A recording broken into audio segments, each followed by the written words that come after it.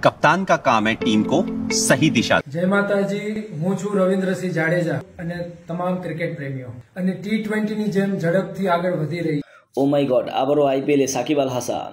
নিলামের আগে সাকিব আল হাসানকে দলে নিল চেন্নাই সুপার কিং। কত কোটি রুপিতে সাকিবকে কিনলো চেন্নাই, জানতে ভিডিওটি দেখুন শেষ পর্যন্ত। 2025 আইপিএল এর নিলাম অনুষ্ঠিত হবে নভেম্বরের 24 এবং 25 তারিখ। কিন্তু তার আগে সাকিবকে দলে নিয়েছে Chennai super king. Chennai super কিংসের ফেসবুক পেজে সাকিবকে নিয়ে এমনটাই পোস্ট করেন কর্তৃপক্ষ। সাকিবের ভিত্তিমূল্য হচ্ছে 1 কোটি রুপি। এই 1 কোটি রুপিতেই এবার দলে বেরিয়েছে চেন্নাই।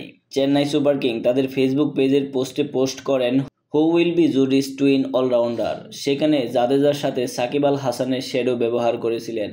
তাই তো সহজেই বোঝা যাচ্ছে এবারের আইপিএলে চেন্নাইয়ের দলভুক্ত হতে চলছেন সাকিব আল হাসান। কেননা সাকিব আল হাসানকে পুরো মৌসুমের জন্যই পাবেন চেন্নাই। এছাড়াও সাকিব আল হাসানের ব্র্যান্ড বা মূল্য অনেক বেশি। সাকিব আল হাসানের মাধ্যমে সহজেই চেন্নাই সুপার কিংস অসংখ্য স্পন্সরশিপ পেয়ে যাবে। তাই তো সাকিব আল হাসানকে তারা দলে নিয়েছে। এছাড়াও চেন্নাই সুপার কিংসের একটি ট্রেন্ডিং বজায় আছে, তারা সব বুড়ো প্লেয়ারকেই তাদের দলভুক্ত করে। সেই ক্ষেত্রে সাকিব আল হাসানও যেহেতু বুড়ো হয়ে গেছে, তাই তো আবারও সুযোগ পেতে চলছে চেন্নাইয়ে। সেই ক্ষেত্রে ধোনির সাথে, জাদেজার সাথে এবং ঋতুরাজ গাইকোয়াড়ের সঙ্গী হতে চলছে সাকিব আল হাসান। তো দর্শক বন্ধুরা, কে কে সাকিব ভক্ত আছেন, আপনারা যদি সাকিব আল হাসানকে চেন্নাই সুপার কিংসের হয়ে খেলতে দেখেন তাহলে কেমন ফিল করবেন তা কমেন্টে জানিয়ে যান।